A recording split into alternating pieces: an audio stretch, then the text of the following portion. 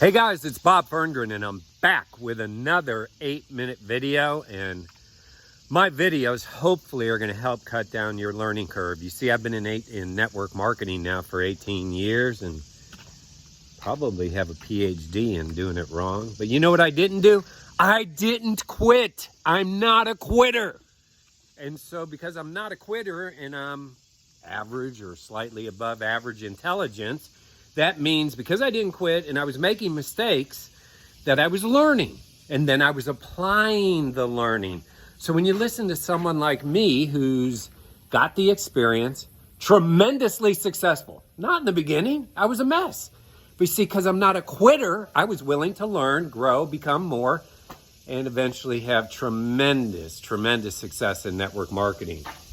God gets all the glory for that. But hey, we're back to what I was talking to you about in a previous video. The truth of the truth is that we're in the business of doing two things. One is gathering customers ourselves personally, and then also gathering business builders. And then our job is to help the business builders that we've gathered gather customers and gather business builders. You should really write that down, because in its simplest form, that's what you're doing. You're gathering customers and business builders, and you're helping the business builders that you've gathered gather customers and business builders. And we also talked about that when we bring aboard customers, that's addition. And it's important addition. You should have lots of customers. Good for you. But you should also have business builders. If you're looking to create something that creates residual income, or, some people call it mailbox money, work you did, now you're getting paid for the rest of your life, royalties, if you will, although this isn't really royalties, but it acts like that, then you need business builders. You need business builders on your team, right? A business builder. And so in a previous video, I began to talk to you about the attributes of a business builder. The attributes of a business builder. And I think the first one I gave you was discipline. I would have to say that to run your own home-based business, you're going to have some disciplines, because as I've shared with you before, most people have been told what to do their whole life. So all of a sudden now, you're going to have to, kind of grow up, put on your big boy, big girl pants and act like a professional. You have a business now and you need to treat it like a business. So I would say discipline is on that list. I would say self-motivated is on that list. Self-motivated. I don't really think you can motivate someone else. I think you can create an environment where they feel motivated, but I believe motivation is self-driven. Like, you gotta wanna, right? It's not, nobody can make you want to build a business.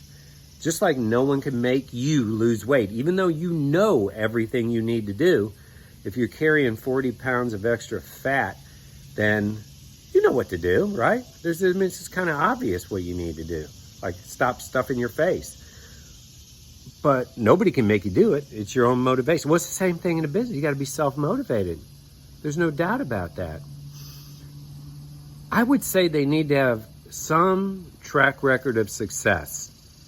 And this is a little bit extreme, but these are only 8-minute videos. I mean, a loser's not going to change. Zebras really don't change their stripes. Cheetahs don't really get rid of their polka dots. I mean, people tend to be what they are. Now, I'm not talking about someone who's down on their luck, or maybe recent events had set them back, but they have some track record of success. You need to look for a trade, like a healthy marriage, like how their children turned out. Maybe they have a hobby they're really good at, or maybe they've had success in business and they're just currently not successful, or they are, right? But I think you're fooling yourself if you recruit a loser and think a loser is going to turn into a winner. I think it's the single most important decision you're going to make in network marketing is who you're bringing on board to be your business builders. I would say that the person needs to have a growth mindset. Now, most people don't really understand finite and growth mindsets, but you can identify it. A person with a growth mindset understands they're not where they need to be because they need to grow personally. They need to change. They need to become more to be able to grow and achieve what they want. So a growth mindset. I would certainly say work ethic. I think people are responsible for, themselves in this business. That means they got to pick themselves up and go to work. A lazy person probably is not going to do well here. So I would say definitely work ethic. I would say teachable. Now, I wouldn't say overly teachable. What do I mean by that? Overly teachable is someone who's going to be waiting by your doorstep for their next set of instructions constantly. That's a dependency. You may view it initially as, wow, this person's really teachable. But in fact, what they are is dependent. They're dependent on you to tell them what to do, when to do it, how to do it. And that's not a formula for an independent business operator. So what's teachable? Here's what teachable is to me. You learn something and you go in and start trying it, doing it. Not you learn something and then, your own self-imposed limitations hold you back from doing it, your fears, your pride issues, whatever. But you've learned something. You've learned some aspect of doing this business, let's say, and then you go and apply it. And there's certain truths in our industry that are they're truths, right? Here's an unteachable person. An unteachable person says, this system, it doesn't work.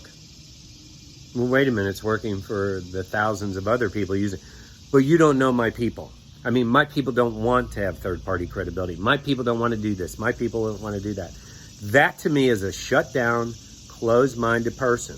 What it is you probably don't want to go through the process of humbling yourself, being willing to serve others, in the case of third-party credibility, by making introductions to your coach, sponsor, mentor. That is certainly probably one of the most obvious ones I see, is that renegade person who says, well, the system doesn't work for me, so I got to do it my way. Well, how this works isn't whether you can do it your way, because that doesn't really matter. What really matters is whether it duplicates. So by you choosing a different pathway, you might do okay. I can guarantee you people in your organization won't.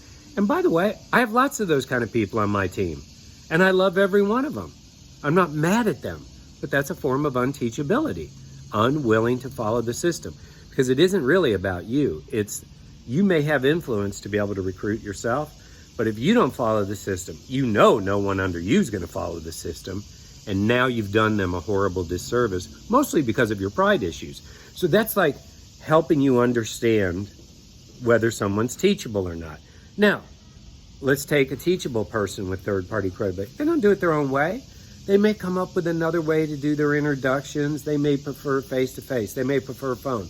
They may prefer Zoom. They may prefer, third-party credibility in a chat or a text message or whatever, but they do it. That's a teachable person. See, they learned it and they do it. It's a timeless truth. So there's more attributes, and I'm going to talk to you about more attributes. But if you want to add your attributes down below, what do you think? What do you think you need to have for business builders on your team? Hey, or the attributes they need to have rather. Hey, let's go.